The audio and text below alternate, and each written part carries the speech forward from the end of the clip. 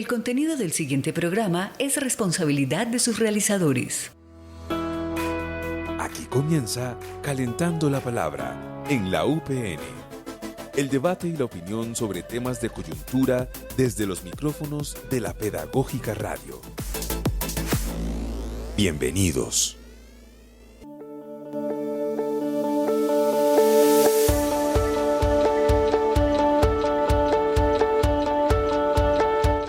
Saludamos desde la Pedagógica Radio en esta mañana de trancones en la ciudad de Bogotá a todos los oyentes de Calentando la Palabra. Buenos días, estimada Yolanda, ¿cómo estás? Muy buenos días, profesor Alejandro, muy bien, cordial saludo para usted, para todos nuestros oyentes, nuestra comunidad universitaria y bueno, a quienes nos escuchan alrededor del planeta. Así que también saludamos a nuestro equipo de trabajo, a Mario Enríquez en el Control Master, a Diana Torres en la preproducción de este programa, Laura Chávez en las comunicaciones. Aquí está con nosotros en la mesa de trabajo el profesor Alejandro Sepúlveda y yo soy Yolanda Barrantes, quien va a estar también acompañándoles en este Calentando la Palabra con nuestros temas del día. Tenemos varios temas para hoy. Tenemos visita del ministro de Educación a la Universidad Pedagógica Nacional. Tenemos también hoy la inauguración de la Cátedra de Paz Alfredo Molano Bravo. Tenemos también un pequeño análisis sobre la columna del rector de la semana pasada y demás cosas. También el IPN y sus 98 años que se celebraron ya hace un par de días. Ayer se hizo la celebración protocolaria allá en el IPN, en la 127. Todos muy contentos, entonces estos van a ser nuestros temas del día de hoy. Bueno, pues fantástico, profesor, así que ustedes, amables oyentes, muy pendientes de toda la información que tenemos para ustedes hoy en este programa, Calentando la Palabra a través de la Pedagógica Radio. Bueno, iniciamos entonces hablando de la columna del rector, un tema muy importante como siempre, temas que tienen que ver desde luego con el tema de la educación. Sí, por supuesto. Hace una semana salió en el diario El Espectador la columna del rector que habla sobre la importancia del Plan Decenal de Educación. Esta como una iniciativa, ¿no? Una iniciativa que se desarrolla cada 10 años pretendiendo que los planes de educación a nivel nacional no pueden depender de los gobiernos. Sino que hay un periodo de 10 años en los que se estipulan unos planes teniendo en cuenta las necesidades y el momento que atraviesa la educación y las políticas educativas en el país. Entonces, el rector de la Universidad Pedagógica Nacional, el profesor Helber Choachí, se refirió a este Plan Nacional de Educación a puertas de empezar la construcción de un nuevo plan. Entendemos que este va desde el 2016 hasta el 2026. Eso quiere decir que el próximo año estaremos todos los involucrados en el ámbito educativo muy atentos a los ejercicios participativos que convoca el Ministerio de Educación para la elaboración de este nuevo plan decenal de educación en el país. Sí, señor. Y bueno, pues aquí ojalá y el ministro alcance a conversar con nosotros porque, profesor, aquí valdría la pena preguntarle al ministro cómo se puede garantizar que este nuevo plan decenal de educación trascienda los programas de gobierno y se convierta en una política pública educativa a largo plazo, ¿no? Entre otras preguntas, y que beneficie realmente pues a quienes deben beneficiar. En un Calentando la Palabra anterior, uno de nuestros invitados decía, nosotros tenemos más universidades privadas que públicas, ¿no? Y eso es muy triste porque en el país hay más gente que necesita educarse con recursos pues, del Estado, con nuestros recursos, ¿no?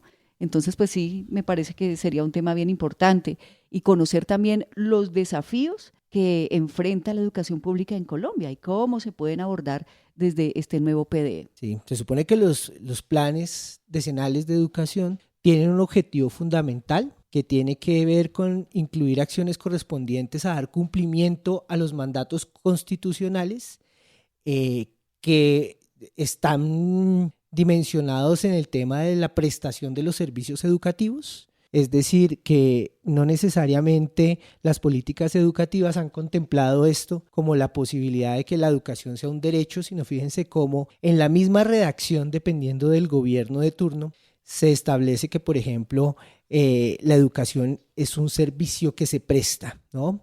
Hemos tenido 3 planes decenales de educación, uno que le correspondió al gobierno de Ernesto Samper, luego fue Álvaro Uribe quien desarrolló el segundo plan decenal de educación y el último estuvo comandado por Juan Manuel Santos como presidente. En ellos cada gobierno hace sus propias interpretaciones sobre las metodologías y los alcances de la convocatoria que se hace en un plan decenal de educación. Igualmente, allí se incluyen las visiones de distintos sectores de la sociedad civil para la realización de estos planes, entonces se ejerce como un ejercicio de participación activa de estudiantes, de maestros, de académicos que han venido estudiando el tema de la educación, pero también de padres de familia y de los empresarios, de la sociedad civil en general.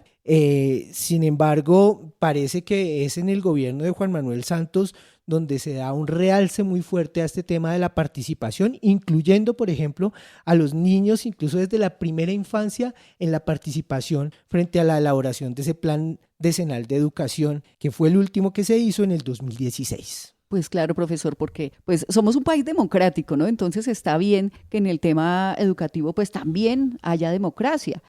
Será bueno saber también de qué manera se puede articular el PD con una política clara y financiada en ciencia y tecnología en la educación.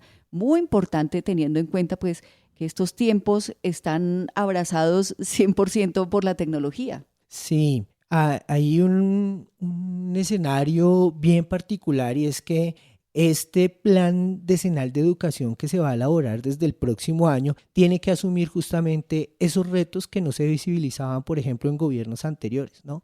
Digamos, como toda la inclusión de la tecnología, Exacto, como mediadora de los procesos educativos, pero también el alcance, los pros y los contras que tiene la virtualización de los procesos académicos, de los procesos educativos en el país, pero además atender otras condiciones que creo que tienen que ver con las necesidades de los estudiantes hoy y que en la universidad pedagógica pues son absolutamente visibles, ¿no? Entonces los estudiantes tal vez en sus procesos educativos ya no están reclamando tanto conocimiento, tantas cantidades de elementos teóricos, sino más bien aprendizajes que les sirvan para la vida, aprendizajes que les permitan además entenderse como sujetos activos de una sociedad que políticamente también está en unas confluencias muy fuertes, ¿no? Sí. El tema ambiental también se constituye un elemento fundante de los procesos educativos y de las reflexiones de las sociedades contemporáneas. Entonces creo que a partir de ello es que el rector en su columna de manera decidida plantea que la Universidad Pedagógica Nacional está dispuesta a participar en la elaboración de ese plan decenal de educación que permita efectivamente condiciones distintas para los procesos y las políticas educativas en el país, pero sobre todo que esta educación esté contemplada en un contexto particular que tenemos hoy. Bueno, profesor, a propósito, yo le pregunto a usted, ¿qué opina de la educación a distancia, lo virtual? Digamos que la pandemia nos enseñó muchas cosas, pero usted como maestro, ¿cómo lo vivió? Bueno, realmente antes de la pandemia no había una preparación, digamos, una racionalización del papel de los maestros en estos escenarios. Hay gente que se ha venido preparando, hay universidades que le han generado una cantidad de estrategias alrededor de eso. Y tal recursos, vez, ¿no? Y recursos, sí, por supuesto, pero realmente lo que nos mostró la pandemia es que todavía en materia de educación y de la virtualización de la educación estamos en unos alcances muy bajos todavía y que nos falta desarrollar muchas herramientas. Yo creo que la educación virtual puede ser una alternativa para ciertos sectores y comunidades que tienen conexión, pero que están muy lejos de los centros educativos. Pero además hay que pensar distintas cosas, ¿no? Digamos que el tema no es virtualizar la educación porque sí, sino pensar también en las brechas digitales que existen todavía en el país y que hacen inaccesible incluso esos procesos educativos que están ahí. Hay universidades, sobre todo en el ámbito de lo privado, que han venido desarrollando planes alrededor de la virtualización de la educación, pero no necesariamente en términos de poder llegar y alcanzar a muchas comunidades que no acceden a la educación, sino justamente en lógica de la mercantilización de la educación, han venido planteándose estas estrategias porque efectivamente reduce muchísimo los costos de operación de una universidad. Y eso también creo que hay que tenerlo en cuenta, ¿sí? No es solamente como la virtualización por la virtualización, sino cómo eso también mantiene o propende por ejercicios de excelencia en los procesos educativos. Claro, profesor. A propósito de 5 años ya cumplidos de la pandemia, increíble cómo pasa el tiempo, ¿no?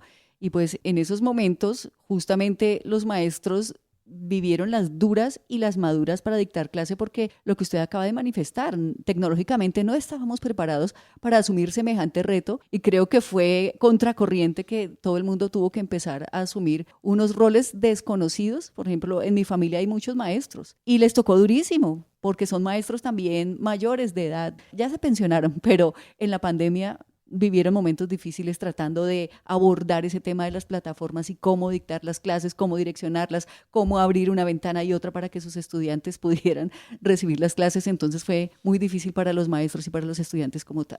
Sí, cómo mantener procesos educativos también en la pantalla, que también es una tentación en términos de las distracciones, ¿no? Total, profe. Cómo elaborar metodologías, procesos educativos que permitan a los estudiantes efectivamente estar ahí y cómo pues efectivamente los procesos educativos virtuales no se pueden entender de la misma forma como hemos comprendido los procesos presenciales en las aulas convencionales, sino que habrá que elaborar otros métodos, otras formas, otras condiciones para que esto efectivamente se dé.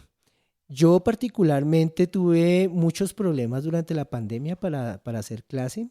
Me imagino, fue muy difícil, empezando porque, claro, digamos que el trabajo se le mete a uno a la casa, ¿no? Literal. La intimidad de la vida familiar, la intimidad del hogar se convierte en el trabajo. Entonces vimos además muchas situaciones, además muy chistosas, ¿no? De maestros que tenían que en medio de su clase ver pasar a su esposo, a sus compañeros, a sus hijos. Yo muchas veces estaba en plena clase y tenía una hija muy pequeña y ella venía y se me sentaba en las piernas porque ella quería ver qué era lo que estaba haciendo. Entonces hacíamos clase los dos, por ejemplo. Ay, qué ¿sí? Y los estudiantes pues se distraían con la pequeña y fue todo un caos, pero bueno. Muchos aprendizajes nos dejó la pandemia y seguramente tenemos que seguir avanzando en esa dimensión.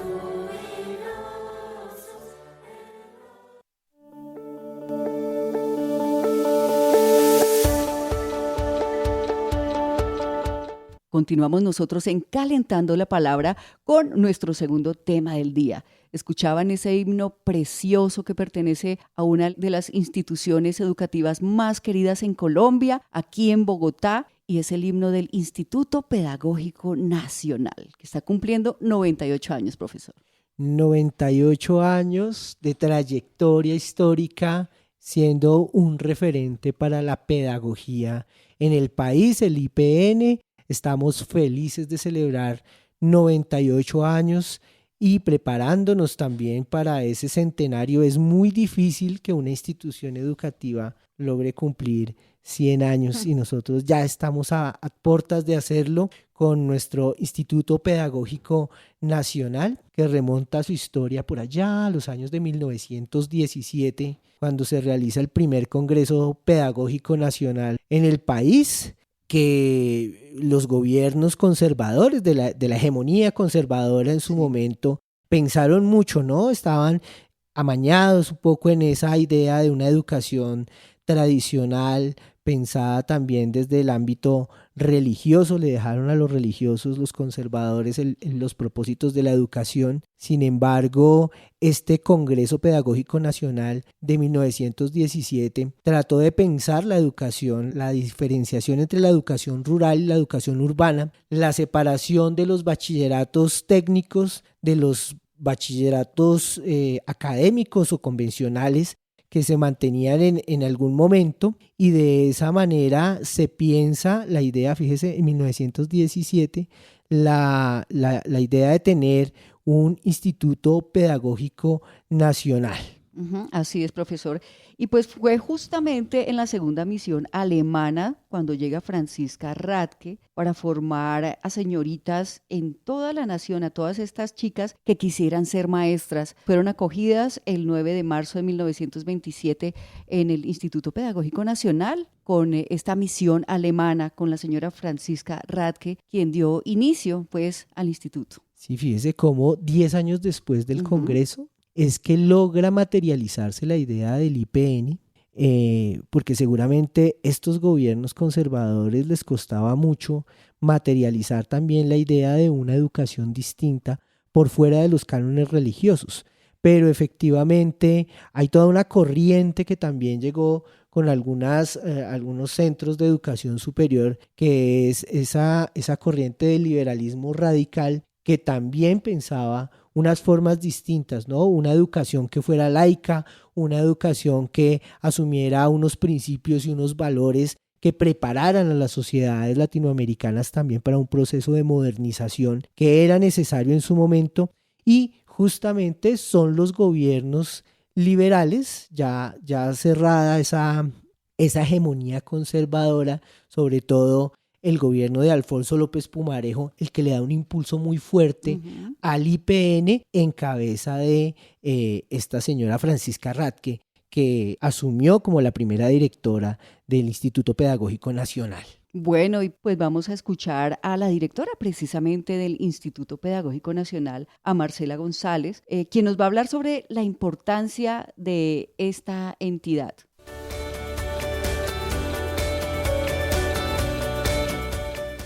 El instituto ha sido una de las piedras angulares de la educación en Colombia, acompañado del trasegar del país en diversas etapas históricas, desde los albores del siglo XX hasta el presente, siendo testigo y actor de la transformación social, política y cultural que ha vivido nuestra nación. Su historia es en muchos aspectos la misma historia de Colombia, una historia de lucha, resiliencia, superación y esperanza. El IPN ha sido un refugio de conocimiento, un lugar donde las mentes de los maestros, maestras, niños, niñas, jóvenes han encontrado las herramientas necesarias para pensar críticamente, cuestionar y actuar ante los problemas que afectan a nuestra sociedad.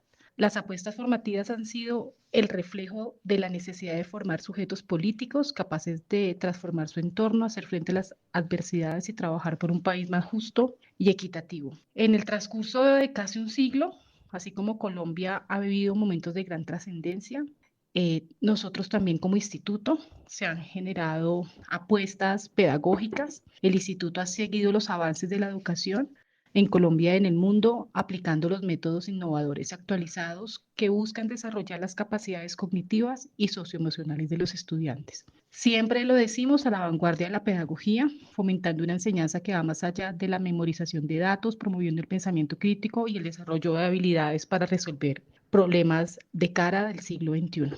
Y sobre todo entendemos la importancia del instituto como el centro de prácticas de la Universidad Pedagógica Nacional, el centro de innovación, el centro de investigación, donde los maestros en formación producen apuestas innovadoras riquísimas para hablarle al país sobre la perspectiva de lo que se debe hacer en educación.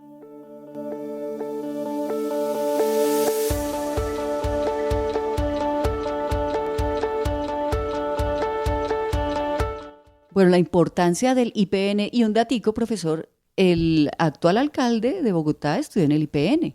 Sí, bueno, Sí. eso no habla también del IPN. Pero bueno, está muy bien. Digamos, hay una tradición muy fuerte, hay un prestigio que se ganó el IPN desde 1935, que empiezan a salir como estas primeras promociones de mujeres, ¿cierto? Sí, señor. Que empiezan a ir a la universidad también, ¿no? En 1935 las mujeres empiezan a ir a las universidades y allí se abren algunos cursos de pedagogía para mujeres no internas. Antes la educación era en internado. Y el Exacto. IPN funcionó también como internado. Es más, dicen que cuando arrancó el IPN en 1927 no habían servicios públicos, no había luz, no había agua y las chicas dormían Dios mío. en colchonetas, en unas condiciones difíciles que tiempo después pues se fueron mejorando justamente gracias a estos gobiernos liberales que le dieron un ascenso también. Pero en 1945 ya el IPN es considerado una de las mejores, de las más prestigiosas instituciones educativas en el país, y obviamente en 1955 el IPN se convierte en lo que tenemos hoy como la gloriosa Universidad Pedagógica Nacional y el colegio empieza a depender de la universidad, ya no del ministerio. Ujú. Bueno, pues qué maravilla. Por eso Marcela nos cuenta, la directora del Instituto Pedagógico Nacional, cómo celebraron estos 98 años.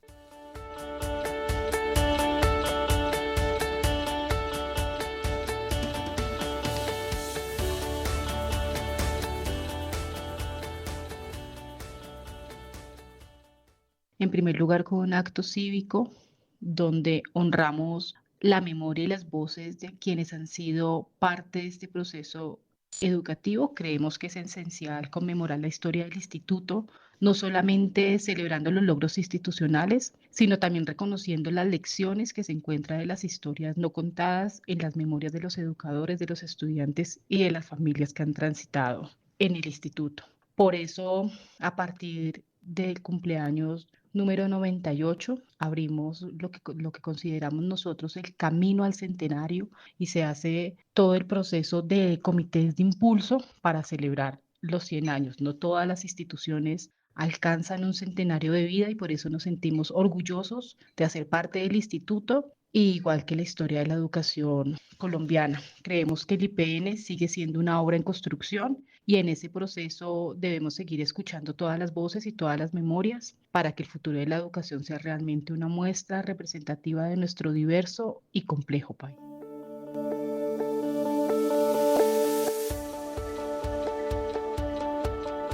Estamos en vivo y en directo en este programa, calentando la palabra desde los micrófonos de La Pedagógica Radio, con este tema tan interesante, hablando precisamente del Instituto Pedagógico Nacional, el Colegio de la Universidad Pedagógica Nacional. Una maravilla poder celebrar estos 98 años.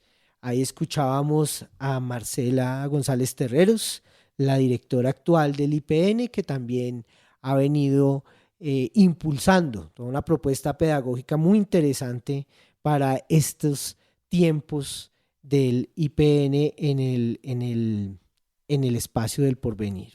Bueno, muy bien, entonces pues vamos a nuestra pausa institucional y ya regresamos con temas absolutamente interesantes que tienen que ver con la educación de nuestro país y nuestros invitados.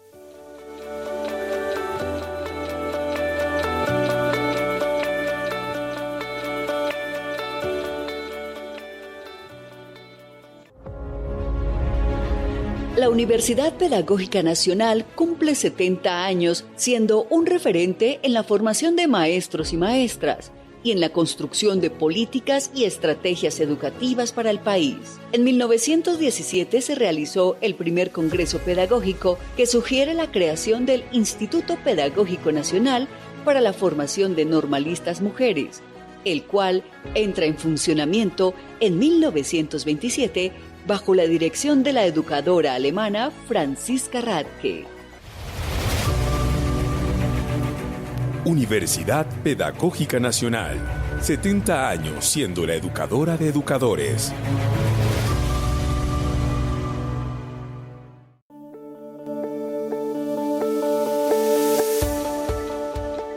Nosotros continuamos calentando la palabra con temas de interés y con invitados muy especiales, profesor Alejandro. Sí, les habíamos anunciado hace un momento, arrancando este programa, que hoy teníamos la visita del ministro de Educación para una actividad particular que es una actividad que tiene que ver con el rescate financiero de la universidad pública, que se va a hacer acá en el auditorio multipropósito a las 10:30 de la mañana.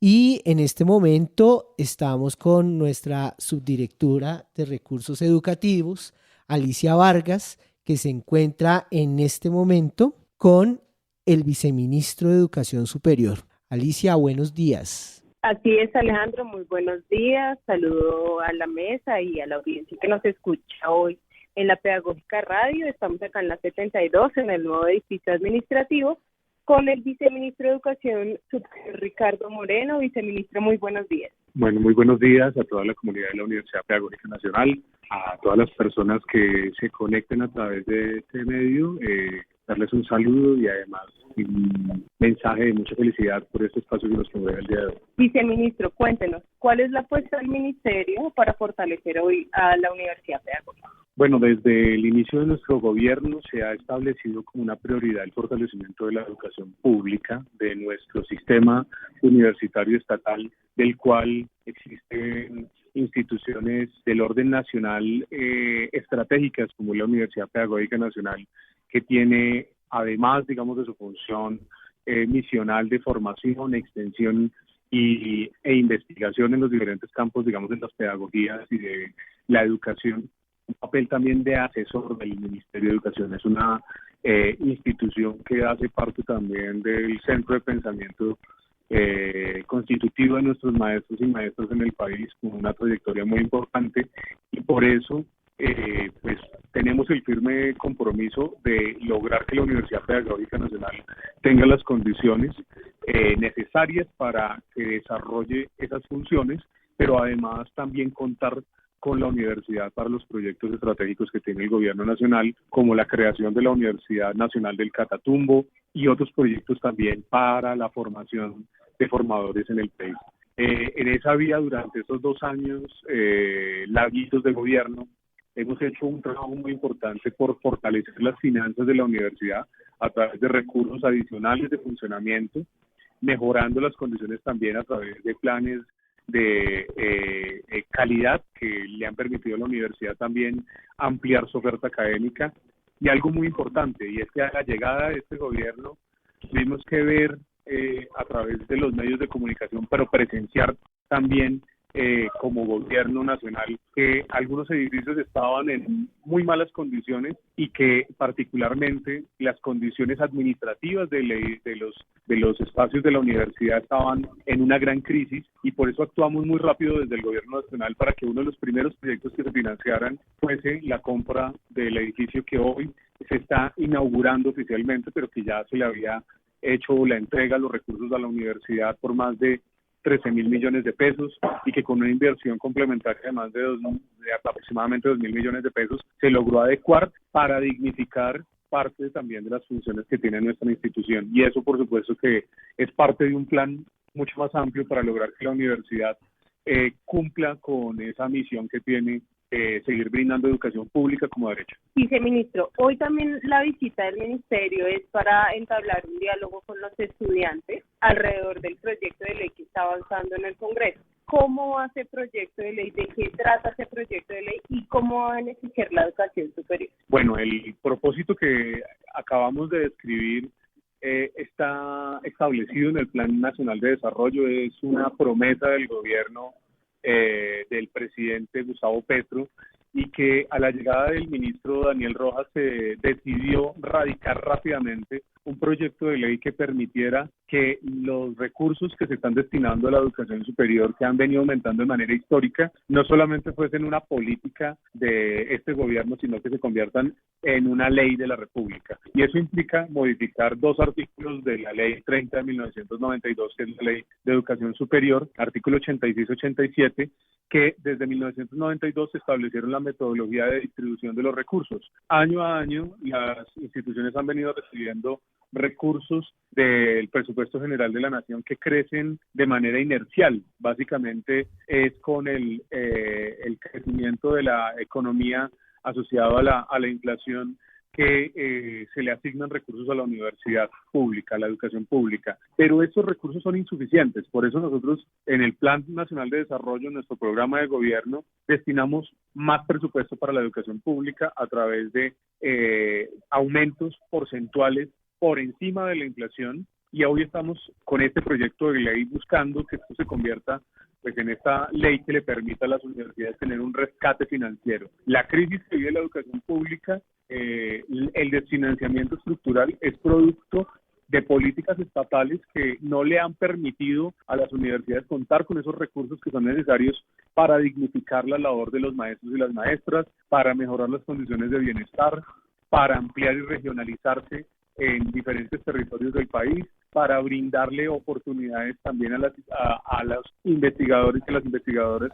de las instituciones que puedan generar más conocimiento. Es decir, estamos ante una oportunidad para financiar de manera estructural el sistema de educación superior pública del país con una premisa, y es que estos nuevos recursos tienen que extenderse al conjunto de las instituciones públicas del país. Se le beneficiará a la Universidad Pedagógica Nacional, que es nuestra universidad pública de maestros, de educadores y educadoras, pero también las instituciones técnicas y tecnológicas del país. Por ejemplo, hoy tenemos 34 instituciones de esta naturaleza en todo el país que no cuentan con recursos de funcionamiento en su base presupuestal como lo tienen algunas universidades o como lo tienen las universidades, y que también requieren cumplir ese derecho a la educación. Entonces, ese es el motivo también de nuestro encuentro de hoy, celebrar un espacio, pero también en voz de nuestro ministro, el rector de la universidad, poder debatir y dar también insumos para la discusión alrededor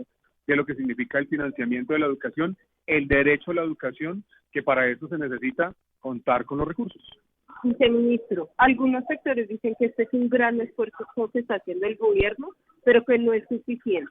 Y el ministro dice que esto hace parte de una gran estrategia. ¿Cuál es esa estrategia? Se trata de un posicionamiento táctico, ha dicho el señor ministro, y es la posibilidad de seguir avanzando primero en el cumplimiento de los compromisos del plan de desarrollo. Nos comprometimos a radicar esa reforma, a priorizar la reforma del financiamiento. Si no tenemos financiamiento sostenido, si no tenemos recursos suficientes, lograr rutas de atención a violencias basadas en género es muy difícil. Lograr ampliación de las plantas docentes es muy difícil.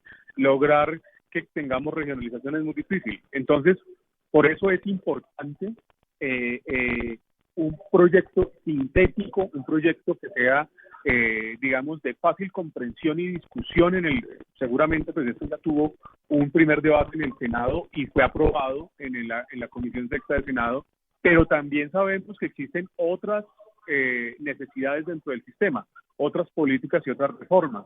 Temas como la autonomía, la democracia, la participación siguen siendo importantes, y en ese sentido, pues el reclamo que se hace, que es un reclamo natural y en el cual estamos de acuerdo, es que tenemos que seguir avanzando en otras reformas, y las queremos hacer también desde el propio Ministerio de Educación Nacional.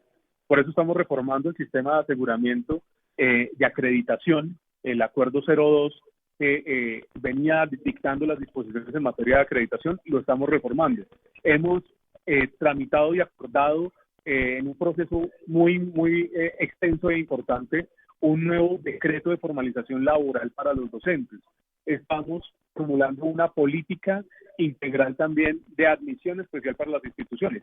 Y cada una de estas se puede tramitar en diferentes escenarios, en los consejos superiores y directivos de las instituciones, a través del Ministerio de Educación Nacional, pero no todos tienen que ir al Congreso de la República. Por eso, esa es la nueva estrategia que también el ministro ha planteado, que nuestro presidente nos ha dicho, pues tenemos que ir cumpliendo, con la educación pública, financiando de una manera más estructural, pero también ir dando puntadas en las reformas que necesita el sistema. Y para terminar, ¿cuál es el apoyo que necesitan ustedes desde el movimiento estudiantil, desde el magisterio, para lograr que esta reforma salga adelante?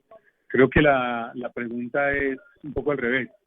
Que en este momento nosotros como servidores estamos brindándole el apoyo a unas demandas históricas que ha tenido el magisterio, que ha tenido el movimiento estudiantil, que durante décadas han puesto sus vidas, han expuesto su vida, su integridad para defender la educación pública. Hoy nosotros lo que estamos haciendo es cumpliendo un mandato que tenemos como servidores públicos para defender la educación pública y por supuesto pues a los movimientos sociales lo que siempre les vamos a pedir es que sigan haciendo y que nosotros les brindaremos las garantías para que hagan lo que han hecho y lo que hemos hecho nosotros también, que hemos sido parte de estas organizaciones y de estos procesos sociales, y es movilizarnos. Nos movilizamos a través de la academia, nos movilizamos en los foros educativos, nos movilizamos en los espacios de movilización amplia, pero también nos movilizamos ante el Congreso y es una tarea que hacemos conjuntamente, pero nosotros como servidores. Viceministro, muchísimas gracias. Muchas gracias, Alejandro, por abrir este espacio en la Pedagógica Radio y espero que haya quedado claro el tema de la visita hoy del ministro, que le agradecemos mucho al ministerio que hoy nos acompañen acá en la Pedagógica. Muchas gracias, Alicia, por este reporte ahí con el viceministro de Educación Superior, Ricardo Moreno, que nos ha dado explicaciones de cómo se va a fortalecer financieramente la universidad pública, pero también el trámite que se está dando en el Congreso de la República a la reforma de la Ley de Educación Superior, la manera como es decisivo la participación de todos los sectores de la universidad, la democracia universitaria como un pilar para fundamentar todos estos elementos.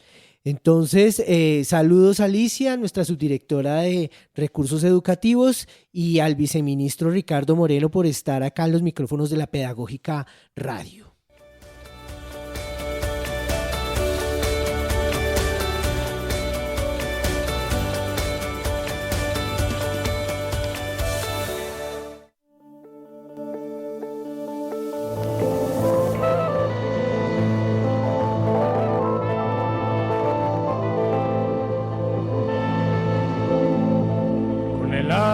En una nube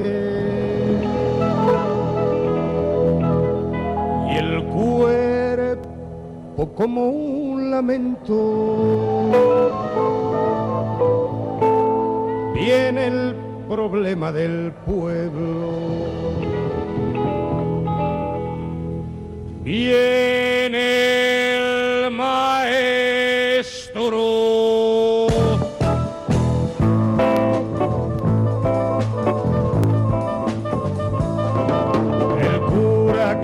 Ateo y el alcalde comunista.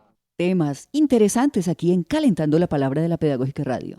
Hoy estamos a toda marcha en Calentando la Palabra, hemos tenido invitados de lujo, estuvimos hablando de los 98 años del IPN, estamos hablando de la visita del ministro de Educación y del viceministro de Educación Superior a la Universidad Pedagógica Nacional y de la columna del rector en el diario El Espectador, y todavía no terminamos, seguimos con invitados y sorpresas de lujo que bueno, iban retrasándose por los trancones que hoy vivimos en la ciudad de Bogotá, pero afortunadamente tenemos el honor de presentarles en esta mañana a la profesora Milena Hernández de la licenciatura de Educación Comunitaria, que además es fundadora y también es en este momento la coordinadora de la Cátedra de Paz Alfredo Molano Bravo. Milena, buenos días, bienvenida a la Pedagógica Radio. Buenos días, Alejandro, ¿cómo estás? Muy bien, muy bien. Tenemos entonces hoy, era nuestro tema central de la discusión en la mañana de hoy, pero pues vino todo este avalancha de noticias y de cosas y de situaciones complejas en la ciudad de Bogotá que nos impidieron, pero ya estamos acá con Milena. La idea es que hablemos un poco de la Cátedra de Paz Alfredo Molano Bravo. ¿Cómo surge esto? ¿Hace cuántos años está? ¿Cuál ha sido la motivación particular? Además de darle un lugar al maestro Alfredo Molano Bravo en la Universidad Pedagógica Nacional. Bueno, la cátedra inicia como Cátedra de Paz hace 5 años. La Cátedra de Paz es un mandato que tenemos desde el Planet, diferentes instituciones educativas la vienen desarrollando y no todas las instituciones de educación superior la desarrollaron tan juicioso como lo hicimos nosotros. Y en el 2022, en el marco de la entrega del informe final de la Comisión de la Verdad, nace la Cátedra Alfredo Molano. La Cátedra Alfredo Molano es una iniciativa interinstitucional donde está vinculada la Fundación Alfredo Molano, la Comisión de la Verdad, la Mesa de Paz y Gobernabilidad del SUBE, y un poco tiene como objetivo promover los hallazgos, las recomendaciones del informe final y también la vida y obra de Alfredo Molano. Entonces lo que hicimos en la pedagógica fue articular nuestra Cátedra de Paz tradicional con esta nueva cátedra, con la Cátedra Alfredo Molano, y quedó Cátedra de Paz Alfredo Molano. Entonces tenemos 3 ejes desde el 2022. Un primer eje que son las discusiones de paz, pedagogías de paz y acompañamiento a los procesos y diálogos de paz. Por otro lado tenemos la difusión del informe final de la Comisión de la Verdad, los hallazgos, las recomendaciones, las interpelaciones también, y por otro, todo lo que es el desarrollo teórico, metodológico y político de la obra de Alfredo Molano. Entonces hemos hecho una apuesta muy interesante, muy integral en esos 3 ejes. Bueno, muy interesante esto. Sé que estás muy cerca de lo que sucedió, del personaje de Alfredo Molano, de su trayectoria, de su vida académica como periodista, porque es importante traer otra vez la presencia de Alfredo Molano a las aulas de la Universidad Pedagógica Nacional, y porque es importante que los maestros en formación entiendan estas bases críticas sobre la lectura del conflicto y sobre la lectura de la realidad del país que pensó Alfredo Molano en su momento. Bueno, lo primero es que yo reivindico a Alfredo como sociólogo. Yo voy siempre como a su raíz disciplinar y creo que Alfredo desde la sociología logra, uno, interpretar las causas y los orígenes del conflicto, es decir, el tema agrario, la cuestión agraria. De hecho, recordemos que Alfredo es uno de los promotores de las zonas de reserva campesina y fue sin duda un intelectual orgánico que acompañó las múltiples luchas campesinas de los diferentes campesinos, valga la redundancia, en las zonas del país. Entonces, lo primero es su reivindicación a la comprensión del conflicto en términos agrarios, en términos de los conflictos por la tierra. Lo segundo es que Alfredo construye un método de investigación muy interesante, tiene algunos vínculos con Falsborda, bueno, estamos en el año también de Falsborda, tiene unos vínculos ahí muy interesantes, pero también tiene unas apuestas particulares en términos, si se quiere, de la devolución ética que se hace a las comunidades con el trabajo investigativo. Entonces, Alfredo yo lo reivindico, uno, como el gran sociólogo que aporta en la comprensión del conflicto armado, en los orígenes del conflicto armado, en las zonas de reserva campesina. 2, en términos metodológicos, en términos investigativos.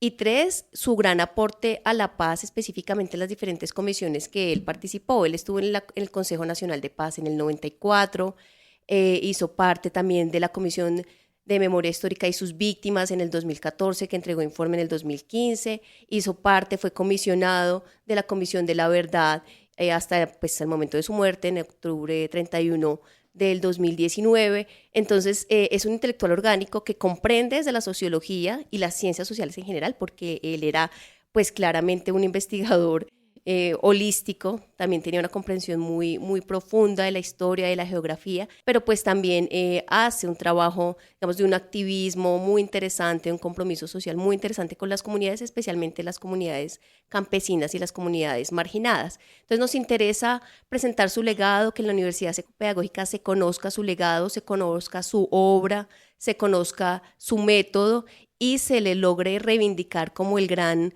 gestor de paz, como el gran intelectual orgánico, como el gran sociólogo.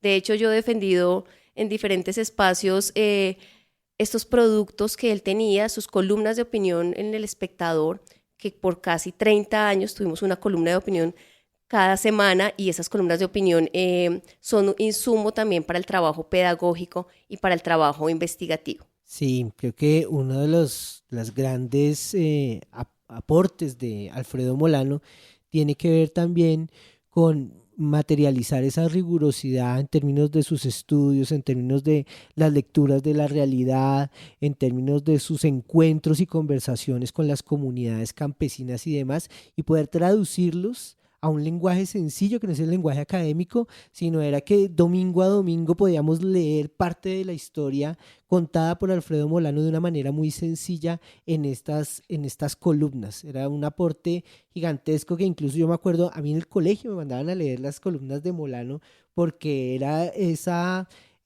sencillez en medio también de todo el aparataje analítico y riguroso que tenía él para entender la sociedad y para entender el conflicto en el país. Milena, hablemos un poco de, bueno, cómo la cátedra ha trascendido a otro escenario que es el de la electiva, y cómo hoy también tenemos pues una actividad en el marco también de la electiva de la Cátedra de Paz Alfredo Molano Bravo. Danos un poquito de eso. Sí, esta es una gran conquista, es un gran logro que se alcanzó el semestre pasado. Bueno, se hizo todo el trámite académico, administrativo, y por fin se consiguió, porque justamente lo que buscábamos era que la cátedra no fuera solo un espacio o un escenario, digamos que abierto a la comunidad, pero sin ningún tipo de permanencia, de recurrencia de los estudiantes, porque veníamos sintiendo que esto nos variaba mucho la participación, nos fluctuaba mucho, digamos que la asistencia. Entonces quisimos formalizarla, y ya habíamos estado en ese proceso desde el 2022, pero las condiciones no lo habían permitido, y bueno, el semestre pasado finalmente se logró hacer. Entonces tenemos una cátedra institucional, que es la Cátedra de Paz Alfredo Molano Bravo, y que es una electiva con créditos académicos, con 2 créditos. Este semestre tenemos un grupo muy interesante, un grupo muy variado, y creo que ahí está la gran riqueza. Tenemos estudiantes de pues prácticamente todos los programas, tenemos estudiantes de matemáticas, de biología, de música, de sociales, de educación comunitaria, bueno, casi todos los programas de la licenciatura de la universidad. Entonces eso nos llena de alegría, y tenemos entonces nuestros encuentros frecuentes, semanales, donde vamos construyendo las discusiones teóricas, los andamiajes metodológicos para la comprensión de estos temas que hemos allí pensado, y mantenemos a su vez nuestros espacios abiertos a la comunidad universitaria, nuestros grandes foros, nuestros grandes encuentros en términos de paneles, conferencias, que son los que iniciaremos el día de hoy. Nosotros hemos venido trabajando desde hace 5 años, y bueno, 3 en el marco de ya la Cátedra de Paz Alfredo Molano, 4 encuentros semestrales, 1 por mes.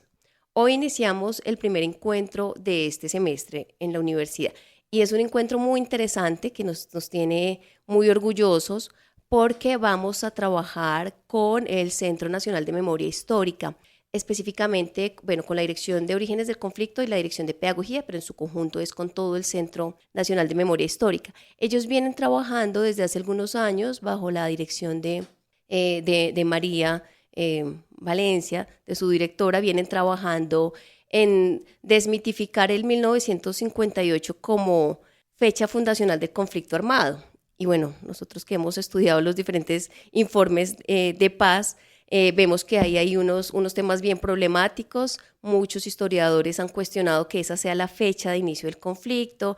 Algunos van a los 20, las luchas agrarias de los 20, otros los ubican en el 30 con las primeras reformas liberales. Algunos dicen, bueno, es más con la violencia que inicia en el 45, en el marco de la violencia bipartidista.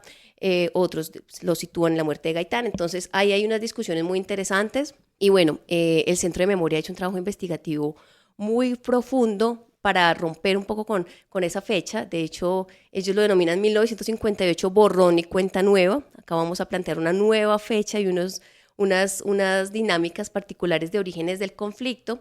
Y bueno, nos vamos con ellos en este ejercicio. Vamos a tener pues invitados de lujo el día de hoy en la universidad. Va a estar por parte de la universidad el profesor Adolfo Ateortúa, pero va a estar también el investigador Medófilo Medina y Fernanda Espinosa, que son reconocidos investigadores del Centro de Memoria, que nos van a presentar sus avances, su informe de cómo va esta discusión en posicionar unas nuevas fechas y unas nuevas marcas en el conflicto armado. Entonces hoy tenemos nuestro primer encuentro a las 2 de la tarde en el Torreón B419. Están todos invitadísimos y bueno, la idea es también que la comunidad universitaria aproveche al máximo estos espacios de conversación, de discusión y que podamos nutrirlos también con nuestras diferentes perspectivas. Bueno, entonces ahí está la invitación, pues primero a que la gente de la Universidad Pedagógica y los externos también se puedan involucrar en este proceso académico que ha significado la Cátedra de Paz Alfredo Molano Bravo, pero hoy que tenemos un espacio abierto que es este segundo foro de orígenes del conflicto en Colombia, un pasado que nos habla, pues también puedan participar. Muchísimas gracias, Milena. Espero que sigas viniendo a los micrófonos de la Pedagógica Radio a contarnos todo lo que haces, todo lo que se viene avanzando alrededor de la cátedra, pero también a contarnos tus aportes académicos en la Universidad Pedagógica. Claro que sí. Claro que sí, y bueno, dejo también la invitación porque les decía, esta es la primera sesión de la cátedra en el marco del foro, pero tendremos 3 sesiones más en este semestre. La segunda la vamos a hacer con la Justicia Especial para la Paz. Vamos a tener a Marta Nubia Bello, también para conversar un poco sobre los retos y los desafíos de este tipo de justicia, que es una justicia transicional. Vamos a tener también unas discusiones sobre la geopolítica del conflicto, un poco para salir también del escenario nacional y entender a nivel geopolítico qué está pasando en términos de guerra y de paz. Y vamos a tener nuestra última sesión en términos de un balance a esta gran apuesta presidencial que fue la paz total. Y bueno, que todavía seguimos creyendo los defensores y defensoras de paz, pero que sabemos que ha sido compleja y que también está en crisis, pero bueno, ahí tendremos nuestra conversación sobre la paz total. Bueno, entonces una agenda amplia para este semestre. Agradecemos mucho a nuestros invitados de hoy, agradecemos a Milena que vino acá y estuvo en los micrófonos de la Pedagógica Radio, pero también agradecemos a toda nuestra audiencia. No se les olvide hacer todos sus comentarios en las redes sociales de esta emisora universitaria. Un abrazo para todos y todas y seguimos calentando la palabra ahora con el programa Nautilus. Bueno, un abrazo. Y quédense con toda la programación de la Pedagógica Radio, voces y sonidos que enseñan.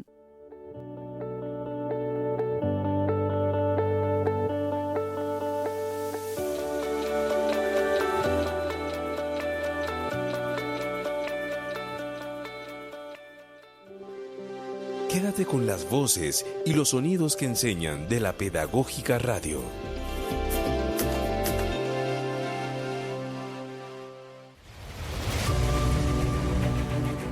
Universidad Pedagógica Nacional. 70 años siendo la educadora de educadores.